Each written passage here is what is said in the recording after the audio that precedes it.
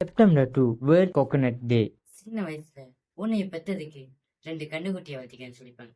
ஏன்னா ஒரு மாடு அதுல சாணத்துல இருந்து பால்ல இருந்து தோல் முட்டைக்கு யூஸ் ஆகும். ஆனா அனிமல்ஸ்லயே ஈக்கிறப்போ இது மரத்துலயும் ஈக்கிது. அதுதான் கோகோனட் ட்ரீ. கோகோனட் ட்ரீ எல்லாத்துக்கும் யூஸ் ஆகும்.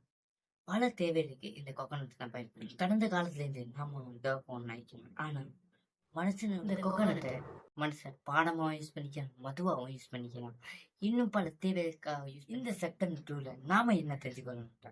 கோகோனட்டோட ஃபேக்டோட தான் தெரிஞ்சுக்கணும். இந்த கோகோனட் சாதாரண 10 வருஷத்துக்கு காய்க்கும். ஆனா அதோட ஆயுள் 20 வருஷம் சொல்லும். ஆனா இது நம்பர் அப்ளை பண்ணும். ஏன்னா நான் பிறந்ததுக்கு 10 வருஷத்துக்கு முன்னாடி ஒரு கோகோனட் ட்ரீ 32 வருஷமா அது சாதாரணமான மரமா தான். இந்த கோகோனட்டோட மார்ஜின் தான் எங்கே இருந்து உருவாகி தெரியுமா? மேலையிலேருந்து தான் பரவி கடற்கரை அலைகளில் மோதி மோதி தெற்காசியா முழுக்க பரவி காலங்காலங்களாக இந்த தெற்காசிய குடும்பங்கள் இந்த வாழ்வாதாரமாகவும் இருக்கிறது.